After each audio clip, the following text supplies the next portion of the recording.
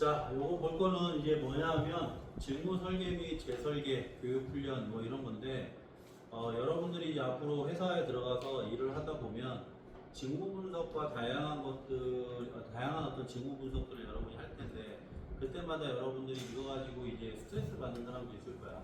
내가 왜 이렇게 평가를 받았을까? 나는 잘한 것 같은데 또 어떤 사람은 나보다 못한 것 같은데 왜 저 사람은 나보다 더 좋은 평가를 받았을까? 이런 생각들을 많이 할 거라고. 그러다 보니까 이게 인사 담당자들도 보통 뭘 해줘야 되냐면 이 직무 설계를 계속 해줘야 돼.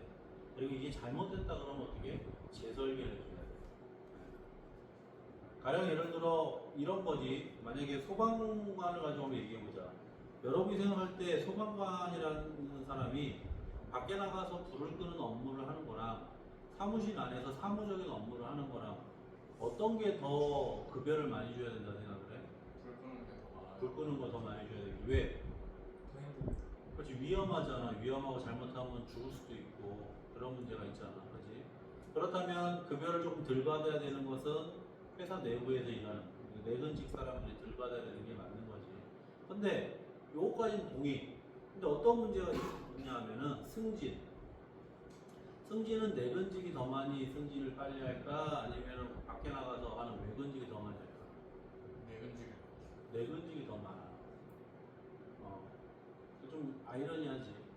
왜 이런 일이 일어날 거냐? 내가 이런 얘기 왜냐면 내 제자 중에 한 명이 지금 소방관 하고 있는 친구가 있거든. 근데 이 친구가 원래는 내근직을 하다가 중간에 외근직으로 이제 나가. 외근직으로 하면 돈을 더 많이 주기 때문에 나갔는데 이제 나갔더니 이제 힘든 게 뭐냐면 막 그 장비나 이런 것들 이제 나라에서 주는 것도 있지만 추가적인 거는 자기가 사야 된대. 안 그러면은 이제 자기 생명에 위험이 생길 수 있으니까. 그리고 고생도 많이 하고 무섭기도 하고 그렇대. 솔직히 이거 막 불나는데 이거 공기통 하나 메고 뭐 이게 들고 들어가는 게 만만치가 않다 하더라고. 안 그러겠어 생각해봐. 근데 보니까 승진은 내근직 애들이 빠르다고. 왜 그런가 봤더니 아까 말한 이런 직무 설계 부분에서 문제가 있네. 불 끄는 거는 어떤 것만 해주면 돼. 불만 꺼주면 돼. 근데 내부에서 일하는 거는 어떤 일을 해야 돼? 아주 다양한 일을 해야 돼. 그러다 보니까 업무의 난이도나 이런 거는 당연히 이쪽이 어려울 수도 있겠지, 외근직이. 하지만 업무량이라든가 이런 걸 따졌을 때는 내근직이 더 많다. 여러분들. 그래서 그렇게 해서 이 친구들이 빨리 승진을 한다고 하더라고. 승진을 볼 수 있는 자격요건이 더 빠르다고 하더라고. 그래서 이런 걸 좀 바꿔야 된다라고 자기 생각하는 것 같아. 자, 그래서 그런 것들을 한번 생각해보고 여기 보면 직무분석 과정을 통해 종종 특정 직무 수행상의 문제점이 발견이 되고 이를 조직에서 해결을 해야 돼. 당연히 여러분이 이제 일을 하다 보면 이건 뭔가 좀 잘못된 것 같다. 뭔가 비합리적이다. 혹은 합리적이라 하더라도 이런 결과가 나오기 좀 어려울 수도 있다. 라는 것들이 이제 계속 생길 거야. 그러면 생기면 어떻게 우리 세대에는 나 같은 우리 세대는 그런 게 있으면 건의를 해. 건의를 해서 여기 좀 잘못됐습니다. 좀 바꿔주십시오. 뭐 이렇게 건의를 하는데 희한하게 니네 세대는 어떨 것 같냐? 너희들 세대는 어떻게? 너희는 어떨 거야? 건의할 거야? 아니면 그냥 수긍할 거야? 니네 세대는 물어보잖아. 니네 의견을 물어보는데 왜 대답을 안 해? 왜 수긍할 것 같아?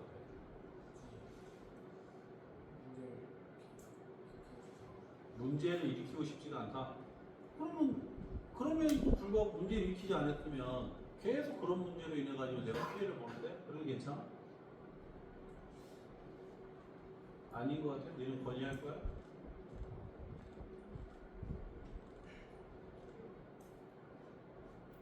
뭐?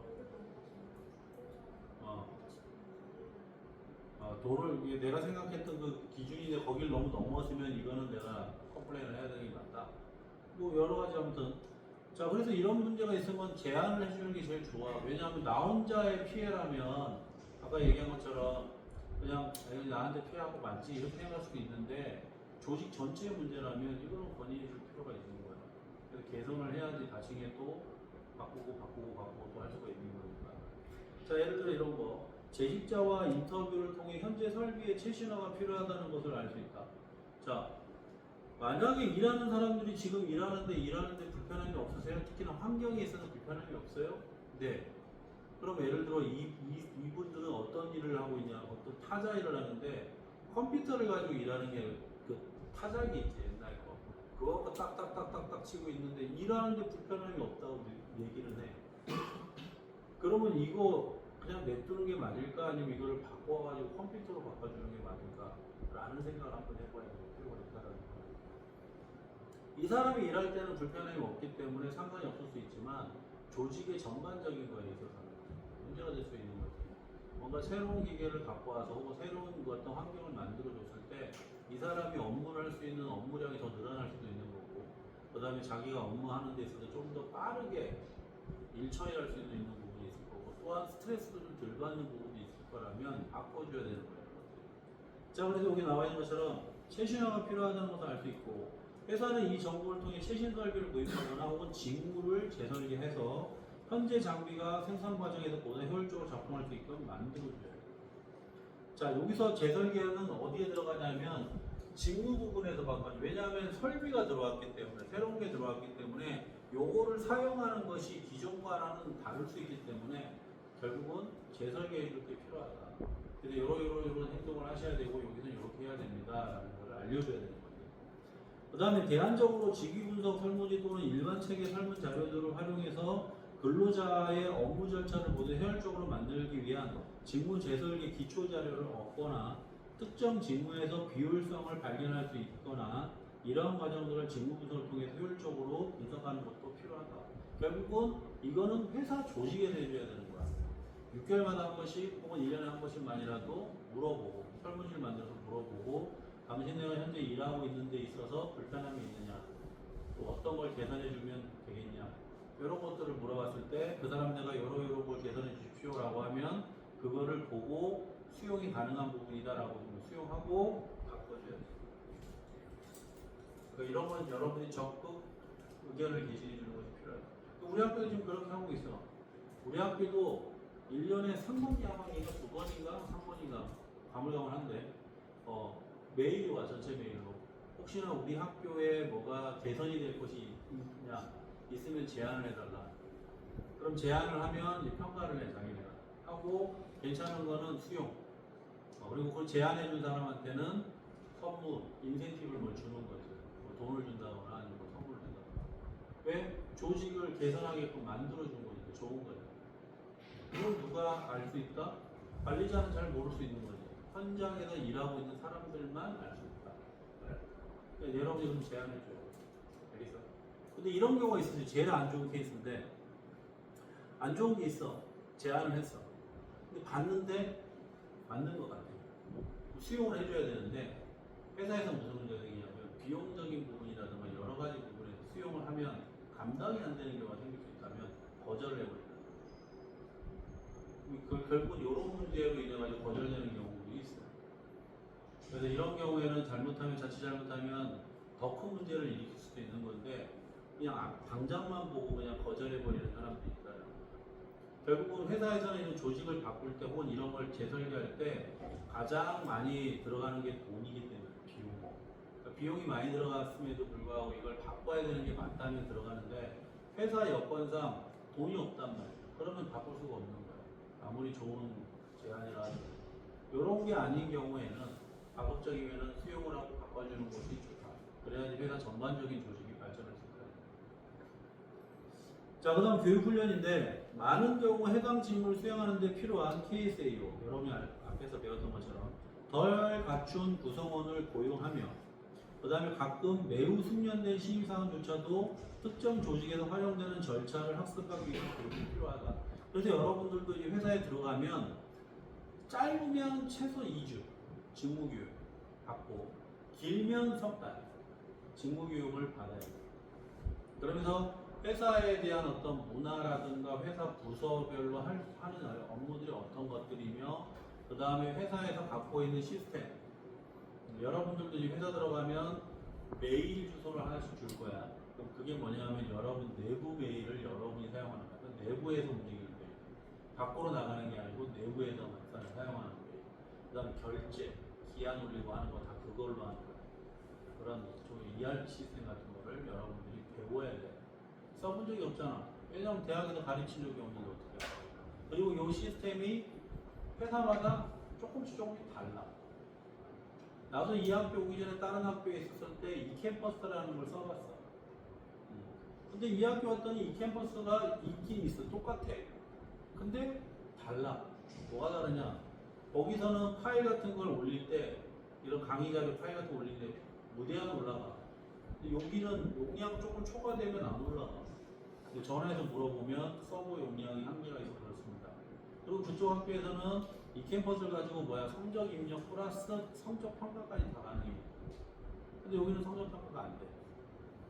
그럼 우리가 성적 평가를 하려고 그러면 학사 정보 시스템에 들어가서 성적을 부여해야 돼. 다르다는 거지. 똑같은 이 캠퍼스인데 왜 다르냐? 결국은 여기서 쓸 수 있는 거는 강의 자료 조금 올리고, 그 다음에 과제 게시판 올리고, 이런 거 몇 개만 사용하는 거지, 전반적으로 활용은 충분히 하지 못하고 있다는 이런 거야. 그러니까 여러분들이 이제 나중에 회사 들어가더라도, 저거 내가 전 회사에서 썼던 시스템이다. 잘 알고 있다. 하더라도 거기서 또 안 되는 게 있어. 그러니까 뭐 해야 돼? 교육받아야 돼. 그러니까 그 얘기야. 교육을 받아야 돼. 그래서 직무 분석은 구체적인 직무 행동을 증진시킬 수 있는 훈련 프로그램을 개발할수록 업무에서 어떤 행동을 발생하는지 밝혀야 된다. 그리고 기술, 노동력, 경제적 수요에 따라 직무가 역동적으로 변한다는 점도 고려해서 직무 분석 역시 시대에 맞게끔 계속 변화해야 된다. 그러다 보니까 이제 우리가 4차 산업 시대니까 4차 산업 시대에 맞게끔 바꿔줘야 되는 거고, 이제 또 5차 산업으로 가면 5차 산업 시대에 맞게끔, 6차로 가면 6차에 맞게끔 이렇게 가야 되는 거야. 근데 지금 우리가 쓰고 있는 게 여러분도 컴퓨터 그 프리미엄 11 쓰고 있나? OS 체계가? 몰라? 내 방에 OS가 11으로 깔려 있더라고. 근데 만약에 니네가 집에서 예를 들어 윈도우 98을 쓴다. 진짜 이거 안 되잖아. 웬만한 호환이 되는 프로그램이 없는 거잖아. 업무를 못 하는 거야. 저쪽에서는 막 파일 뭐를 막 보내주는데 내가 열어야 되는데 안 열려요. 이런 문제가 생길 수 있겠죠.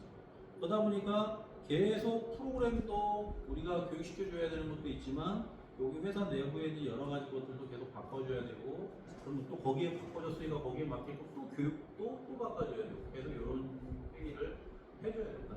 그래야지만이 이 직원들이 근무할 수 있게끔 만들어줄 수 있는 환경이 된다. 자, 그 다음 직무평가.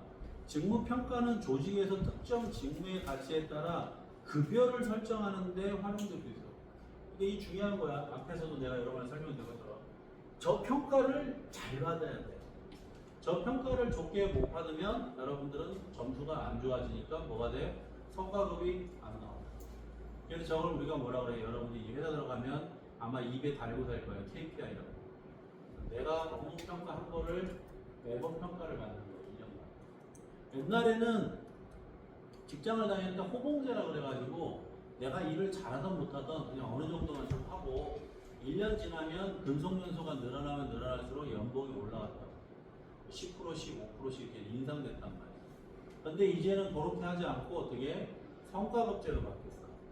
그러니까 본봉을 주고 본봉 플러스 알파가 뭐 성과급. 그래서 이 사람이 평가를 받아서 성과가 좋으면 S등급이면 S등급에 해당하는 금액이 있어. 그리고 A등급, B등급, C등급, D등급이 있어. 그럼 거기에 해당하는 돈을 주는 거야. 그럼 가령 예를 들어 이 친구가 본봉이 1억이다. S등급 받으면 1억을 더 준다. 그러면 이 친구가 이번에 S등급을 받았다. 그럼 월급이 얼마나, 연봉이 얼마라고? 2억이 되는 거야. 알겠어? 그럼 여기에 어떻게 차 빼고 포 떼고, 세금 뗀 거 다 떼고 이렇게 해서 나누기 12 하면 뭐가 돼? 이 사람 월급이 나오겠지. 그래서 그걸 받아가는 거야. 그러니까 여러분들이 뭐를 많이 받아줘야 돼? 본봉도 본봉이지만, 본봉은 조금씩 늘어날 수 있겠지만 성과급은 모르는 거야. 내가 성과가 안 좋아서 D등급을 받을 수도 있는 거야. 그러니까 당연히 뭐를 계속 유지해줘야 되는 거야? S등급을 유지해주는 게 제일 좋은 거야. 그러려면은 일을 열심히 해야 되고, 어떤 일을 해야 되는지를 정확히 알고 그 일을 해야 돼. 엄한 일을 하면 안 돼.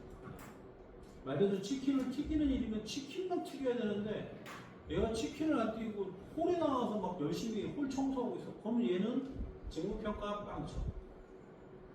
알겠지? 그렇게 되는 거야. 자, 그래서 특정 직무의 가치에 따라 급여를 활용되고 대부분 병원 식당에서 근무하는 직원보다 의사가 병원이라는 조직에 더 중요한 인력 맞지? 왜?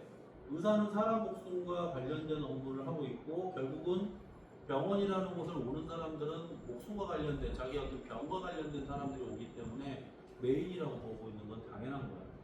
그래서 직무평가도 이러한 차이를 계량해서 직무가치 또는 기여도의 기준으로 봉투를 선정하는 거야. 그러다 보니까 의사가 아까 말한 것처럼 되게 어려운 쪽의 일을 하고 있는 거고 청소하는 거 물론 청소하시는 분한테 얘기하면 당연히 청소하는 분도 어렵다고 할 수는 있어. 당연한 거잖아. 하지만 우리가 제3의 눈으로 뒤에서 이렇게 빠져서 두 분을 놓고 봤을 때는 의사가 청소하시는 분보다는 더 일을 좀 고난의 스킬과 이런 것들 좀 필요하다고 보고 있는 거죠. 그러니까 이분한테 급여를 많이 주는 거에 대해서 우리가 잘못했다라고 얘기하는 사람은 없다라는 거죠. 이분에 비해서 청소하시는 이분에 비해서 그런 얘기야. 그래서 종종 근로자들에 대한 임금은 많은 회사에서 가장 큰 예산 항목이기도 해. 실제로 어느 조직이든 간에 급여가 제일 부담된 부분이 회사에서. 그래서 내 제자들 중에서도 회사 대표로 있는 친구 많은데 이 친구들이 이런 말을 하더라고. 교수님, 오늘이 월급날이에요. 희한하게 오늘 월급 주고 나서 돌아서면 또 월급날이더라고요. 그 얘기를 하더라고. 그만큼 월급에 대한 부담이 되게 크다는 거야. 그래서 근데 재밌는 건 옛날에는 월급을 줬는데 혹은 내가 못 주게 되면 직원들한테 얘기해서 야, 미안하다 이번에 좀 안 좋아서 내가 다음 달에 챙겨줄게 라거나 조금만 한 일주일 혹은 2주만 기다려달라고 하면 옛날 사람들은 좀 기다려줬는데 최근은 어때? 그렇게 얘기하는 순간 바로 신고가 들어가. 그러면 이제 당연히 그쪽에서는 신고가 받았기 때문에 와서 조사를 하고 빨리 안 줘 이렇게 돼버리는 순간 회사가 어려질 수 있어. 그러니까 이제는 회사 대표들이 뭐 한다? 만약에 회사가 어려울 경우에는 빌려서라도 돈을 월급을 줘야 되는 상황이 발생한다. 그만큼 예산 항목에서 가장 큰 비중을 차지하는 게 뭐다? 임금이다. 알겠지? 네. 그래서 요게라도 니네가 근로자가 아닌 이제 사용자, 즉 회사 대표로 일하게 됐을 때 내가 말한 요거를 아마 이해할 거야. 교수님 말대로 진짜 내가 사업해 보니까 진짜 이게 너무 힘들더라고요. 급여 계속 줘야 되고 부담을 이걸 느낄 거라고. 그러다 보니까 조직 관리자와 인적장관의 담당자는 직무 평가를 중요하게 생각할 수밖에 없는 이유가 이거예요. 내 돈을 주는데 당연히 내 돈을 급여로 주는 거잖아. 주는데 얘가 일을 제대로 안 했거나 일을 하더라도 똑바로 안 했거나 하면 그럼에도 불구하고 내가 급여를 준다면 어떻게 해? 억울해 안 억울해?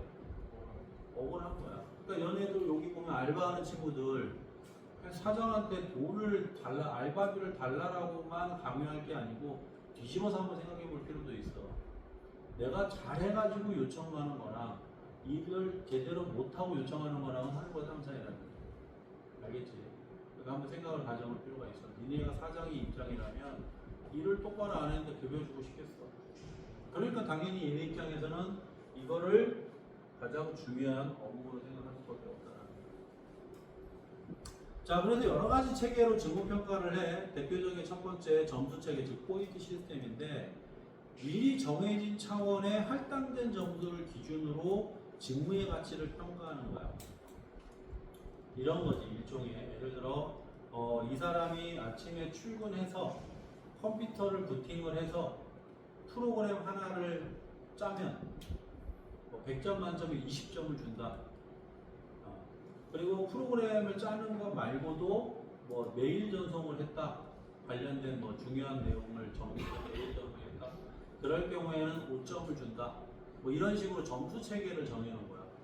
그럼 이 친구는 출근하면 그런 행동을 계속 해야 되는 거지. 그래서 그 점수가 쌓이고 쌓여야지만이 전체 점수를 합쳤을 때 평가 점수가 좋게 나와.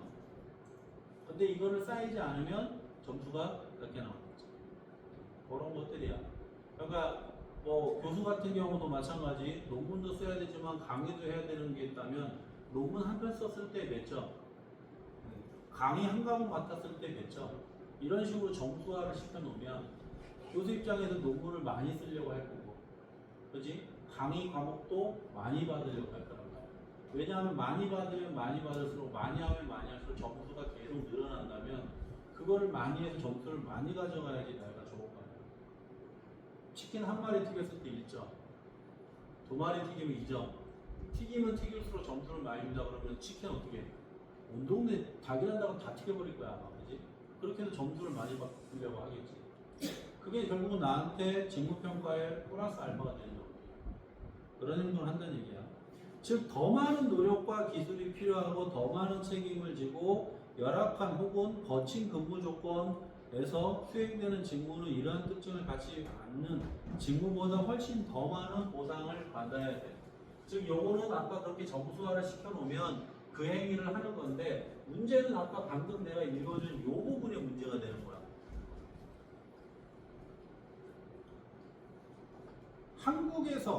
한국에 있는 병원에서 환자를 보는 거라 아프리카 같은 데 가서 정말 열악한 환경에서 환자를 보는 거라 어떤 게 더 힘들까? 아프리카 쪽에서 힘들어. 그렇지. 그렇다면 동일한 점수를 준다면, 아까 말한 것처럼 환자 한 명 볼 때마다 5점씩 준다면 한국에서 환자 모아서 5점, 5점, 5점, 5점 받는 거라 아프리카에서 환자 한 명 봐서 5점, 5점, 5점 받는 거라 당연히 아프리카에 있는 이 사람 입장에서는 화가 나지. 부당하다고 생각하겠지. 그럼 이 사람한테는 어떻게 해줘야 돼? 더 많은 뭔가를 줘야 된다고 판단한다. 그러니까 이렇게 점수 포인트로 가게 되면 이런 문제가 생길 수도 있다는 얘기야. 알겠지? 왜냐면 딱 떨어질 수 있는 게 아니잖아. 인사 한번 하는 거 이런 거는 뭐 딱 떨어질 수 있겠지만 뭐 업무의 고난도라든가 아니면 업무 환경의 어떤 차이라든가 이런 것들은 우리가 고려하지 않으면 안 되는 부분인데 여기서는 그걸 다 빼버린 거잖아. 빼버리고 하는 거에 대한 것만 본다라는 거야. 자, 그래서 직무평가에서 이런 것을 쓰면 대신에 좋은 게 뭐냐면 되게 간결하다. 나온 것처럼 관리자나 주제 관련 전문가가 보상에 필요한 요소를 확인하기 위한 직무 분석을 실시한다는 거야. 너 이런 행위 했니? 했어. 안 했니? 안 했구나. 이렇게 하면 몇 점, 안 했으면 뭐 빵점 뭐 이런 식으로 해서 하니까 관리하기가 쉽지. 쉽게 계산이 되겠지. 그러니까 우리도 그래서 니네한테 시험 그 과목 강의 개설해서 강의할 때 OT를 하잖아. OT 때 교수님이 꼭 강조하는 게 뭐야? 평가. 니네는 그 전까지만 해도 막 딴짓하고 자고 막 이러다가도 그 부분만 딱 나오면 신봉사 눈 뜨고 그냥 눈 버쩍 뜨고 듣잖아. 교수님이 뭐라 그래? 중간고사 30점, 기말고사 30점, 과제 20점, 뭐 출석 20점. 그러면 니네는 그런 행동을 해야지만이 뭘 받아갈 수 있다? 20점을 받아간다는 얘기야. 그러면 여기서 제일 좋은 건 계량된 거는 뭐야? 출석 같은 경우 한 번 빠지면 1점이 감점된다 그러면은 적어도 내가 한 번도 안 빠지면 몇 점을 받을 수 있다? 20점을 받을 수 있다. 그러다 보니까 니네가 걸어갖고 헛걸레 하잖아. 예를 들어 시험 같은 경우는 가령 객관식 시험 같은 경우에는 명확하지. 30문항 주고 하나 틀릴 때마다 1점씩 깎아버리면 명확하잖아요. 근데 가령 예를 들어 논하시오 시험 문제는 명확하지가 않다고 보는 거지. 그러다 보니까 교수 입장에서는 이런 거 논하시오 낼 때도 어떻게 중요시 들어가야 될 문장 혹은 단어들 이런 것들을 제시해주는 교수가 있어. 그래서 자기 나름대로 그걸 틀을 딱 만들어 놓고 그걸 가지고 이제 애들한테 보여주면 안 되지. 그거 내가 만들어서 기준을 갖고 있고 학생들한테는 시험지를 나눠주고 논하시오 문제를 풀고 제출하기도 하고 이런 것들이 들어가 있냐. 들어갔으면 30점 몇 개 들어갔으면 몇 점 뭐 이런 식으로 해서 기준을 정해서 평가를 하는 거예요. 그럼에도 불구하고 이의가 있는 친구들은 점수를 알고 난 다음에 와서 어떻게 이의신청을 하잖아. 그런 것들이야. 마찬가지야. 나중에 업무 이것도 끝나고 나면 알려주게 돼 있어. 그럼 알려주면 그 직원이 그거 듣고 뭐 납득이 된다 그러면 끝. 납득이 안 된다 그러면 와서 이의신청하는 거야. 그래서 그걸 정확하게 알려주고 설명해줄 의무가 있어. 성과평가잖아. 그래서 그걸 설명을 듣고 이해가 되면 오케이. 안 되면 뭐 그 이상의 그 행동을 할 수밖에 없는 거죠. 자, 그럼 두 번째, 각각의 직무에 보상 요인이 있는 정도에 대한 인적 자원 관리 보서나 보상 요인의 포인트 부여하고 각 직무에 할당된 점수 합산하고 이러한 점수를 임금 결정하는 데 활용해서 더 큰 가치를 보인 직무가 더 많은 임금을 받도록 한다. 그 다음에 마지막으로 정도에 대한 과소보상, 과대보상, 적절한 보상 이런 것들을 판단하게 된다. 자, 그래서 이런 그림을 한번 봐봐.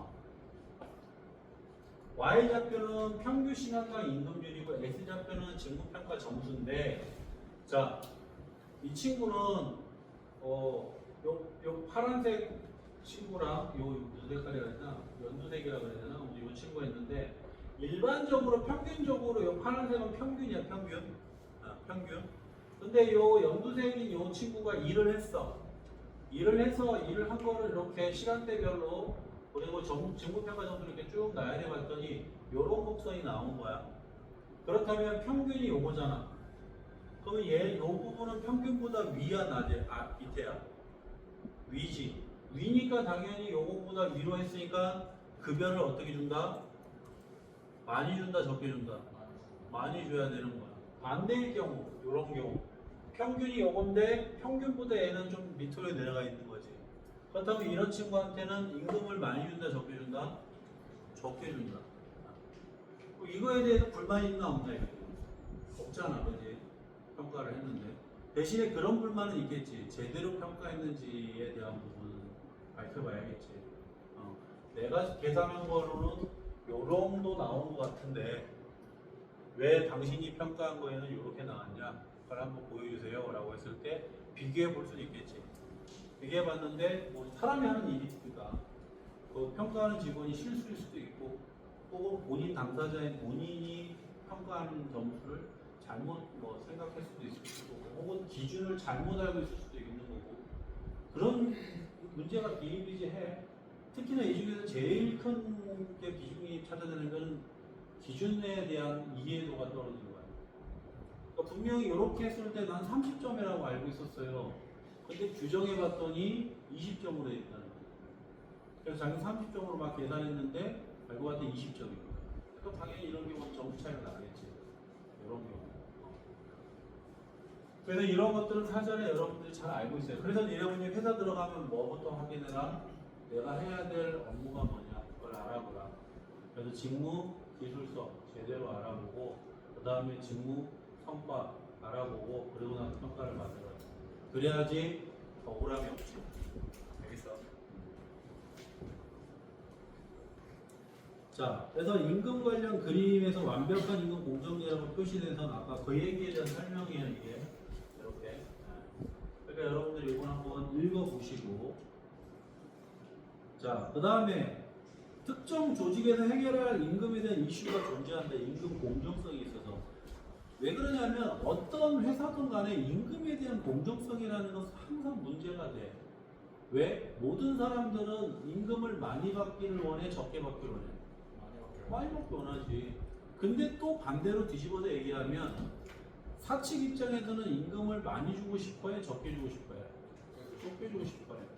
또 다시 뒤집어서 얘기하면 노동자 입장에서는 일을 많이 하고 싶어요, 적게 하고 싶어요?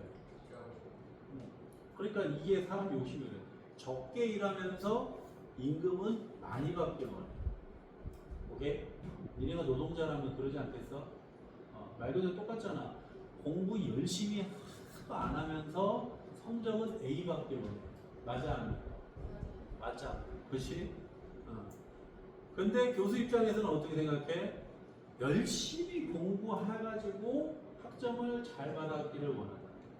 회사도 마찬가지야. 열심히 일해가지고 임금을 많이 받거나 적당하게 받아가기를 원한다. 근데 악독한 사장은 일을 많이 하고 임금을 적게 가져가기로 한다. 그러니까 어떻게 돼? 서로가 상충되는 거야. 그러니까 싸움이 되는 거야. 그러다 보니까 데모도 하는 거야. 파업하고 막 이런 거. 결국은 그래서 이게 항상 뭐가 돼? 이슈가 돼. 앞으로도 계속 이슈가 될 거야. 왜냐하면 그 회사라는 곳이 존재하지 않는 한까지는 계속 이런 문제가 이슈가 돼. 이런 거에 대한 대가는 받아야 되니까. 그래서 일부직위는 직무평가보다 더 높은 임금을 받고 어떤 일부직위는 더 낮은 임금을 받는다는 거예요. 조직은 이러한 자를 수집하고 검토한 후에 임금을 어떻게 적절하게 조정하는 방법을 개발할 수 있어야 된다. 그래서 과속, 과대 이거는 계속 우리가 평가해 봐야 되는 문제야. 자, 그래서 우리 교수 세계도 그래. 어떤 교수는 어느 대학에 다니고 있어. 야, 니네 학교에서는 얼마 주냐? 우리 학교는 이렇게 줘요. 많이 주네? 우리 학교보다 많이 줘요. 그러면 이 사람 입장에서 뭐야? 마음이 이상해지는 거지. 얘는 나보다 일도 많이 안 하고 능력도 없다고 평가하는데 좋은 학교 갔네? 그래서 급여를 많이 받네? 나도 이직해야겠다. 이 생각이 들어버리는 거야. 근데 반대로 얘가 갔는데 너네는 얼마 받냐? 그랬더니 적게 받아. 우리 학교 좋은 거네? 그럼 얘는 이직할 생각이 드는 거야. 왜? 여러분들의 임금 평가의 기준은 뭐를 보기 때문에 그래? 타인하고 비교해서. 자기 스스로랑 비교하는 사람들은 임금에 불만이 없어. 내가 일을 많이 안 했기 때문에 당연히 이 정도 만든 거는 당연해 라고 생각하는 거야. 근데 타인하고 비교하면서 문제가 되는 거야. 그래서 내가 옛날에 한번 얘기했나 모르지만 학원 같은 데 가보면 강사들이 급여가 같을까 다를까? 다 달라. 그래서 학원에서 절대 오픈하면 안 되는 게 뭐다? 급여. 얼마 봐도 이걸 절대 오픈하면 안 돼. 오픈하는 순간 이게 싸움이 되고 결국은 원장하고도 싸움이 되고 그래서 이게 그만두는 현상들이. 마찬가지로 너희들 회사 들어가면 니네 월급 오픈할 거야? 가족들한테는 오픈하겠지. 특히나 배우자들한테는 오픈하겠지만 그렇지 않을 경우는 오픈을 거의 안 한단 말이야. 그거 하면 안 돼, 이거. 자, 그런 것들이 결국은 임금 공정성에 대한 문제로 이야기된다. 그 다음에 우리가 또 봐야 되는 동일 가치인데 비슷한 직무에 종사하는 여성들과 남성들이 있다고 봤을 때 여기서 가장 큰 문제가 생기는 게 뭐냐면 남녀 차별에 대한 급여야. 실질적으로 우리나라도 남자가 받는 급여랑 여자가 받는 급여에 차등이 있어. 근데 옛날에는 남자들이 더 많이 받았어. 그리고 더 많이 받는 걸 당연히 생각했어. 왜? 남자들은 어디 갔다 오니까 군대를 갔다 오기 때문에 똑같이 입사를 하더라도 남자는 여자애들보다 더 빨리 승진했다고. 왜? 2년 경력을 더 쳐주니까. 군대 경력을 쳐주니까. 그럼 당연히 여성 입장에서는 불만이 있겠어 없겠어? 불만이 있지. 여성도 뭐 군대 뭐 안 가고 싶어 안 가나? 신체구조상 못 가는 상황이니까 못 간다 이렇게 생각할 수도 있는 거잖아. 근데 요즘은 뭐 여군도 있기 때문에 뭐 가라 하는데 이거 갖고 많이 싸우잖아. 그리고 여자들은 또 그런 거 갖고 싸우잖아. 니네가 애를 낳아봐라. 뭐 이런 얘기 하면서 남녀 이런. 그래도 이제는 군 가산점 뭐 이런 것들에 대한 부분이 이슈화가 되면서 없어졌다가 만들어졌다가 계속 이러고 있어 지금. 또 앞으로 어떻게 될지는 모르겠고. 자, 그래서 2014년 자료를 보면 남녀 간 임금 차이는 21.7%야. 엄청 큰 거야. 약 20% 차이 나는 거. 이는 평균적으로 여성이 남성이 받는 임금의 약 78%를 받는다는 것을 의미해요. 한마디로 남자가 100만 원 받으면 여자는 얼마? 78만 원 받는다는 얘기야. 이 차이는 1990년대 중반 이후 지속돼서 여성 임금이 남성 임금과 유사해질 수 있는 데 대한 우려를 불러일으켰어요. 그래서 이런 문제들이 계속 문제가 되고 하다 보니까 임금의 차이를 조금씩 해결하고 조금 하는데 아직까지도 차등을 주는 경우가 있다는 얘기예요. 자, 2014년도 하버드대 졸업생 800명 대상으로 한 설문조사를 보면 재밌는 결과가 나왔는데 뭐냐면 약 50%의 여성 졸업자인 경우 5만 달러 이하의 초봉을 받는다. 남자는 28%만 5만 달러 미만의 연봉을 받는다. 그렇다는 얘기는 남성이 여성보다 더 많이 받는다라는 얘기야. 그리고 둘째, 여성이 4% 미만만이 연봉 9만 달러 지책을 맡았으나 남성의 경우 약 20%가 그 지책을 맡았다는 것. 즉, 지책 자체도 여성보다 남성이 더 높은 지책을 받는다는 얘기야. 또한 엘리트 기관들 사이에서 상당한 임금 격차가 발견됐고 더불어 여성 행정사무원은 남성 행정사무원이 받는 연봉의 84%만 받는 거예요. 자, 그렇다면 여러분들이 이거는 문제가 있다고 봐, 없다고 봐? 똑같은 행정 업무를 한다는데 여성이 덜 받고 남성이 더 받는 거에 대해서 남자 불만 있어 없어? 너네는 좋지. 여자보다 더 받으니까. 여자 불만 있어 없어? 열받겠지. 그래서 이게 계속 지금 이슈야. 맨날 싸우는 게 이런 거야.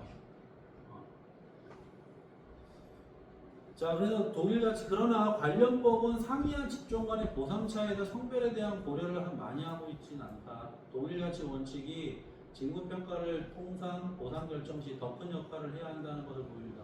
그러니까 얼마만큼 더 일을 많이 하고 적게 하는 것도 포함될 수 있고 위험한 정도, 그 다음에 업무의 강도 이런 모든 것들이 다 고려가 돼야 된다는 거예요. 시장은 편향되어 있기 때문에 남성 지배적인 직무보다는 여성 지배적인 직무에서 보상을 인위적으로 교정해야 한다는 주장. 그래서 직무 성과보다 직무 행동에 초점을 두는 평가를 봐야 된다. 그래야지만이 뭐가 없어진다? 성별 차이가 없어진다. 이렇게 지금 보고 있다. 행동보다는 뭐를 봐라? 평가를 봐라. 결과를 보라는 얘기지. 과정보다. 자, 여기까지 혹시 궁금한 거 있어? 그럼 내년에 이제 졸업해서 취업되면 뭘 먼저 알아가야 된다 이제 확실히 알겠지. 응? 그리고 성과를 잘 받기 위해서 어떤 행동을 꼭 해야 된다 이런 거 제대로 얘기할 수 있겠지. 자, 질문 없어? 자, 없으면 오늘 이렇게 마무리하도록 하겠습니다. 돌아가십시오.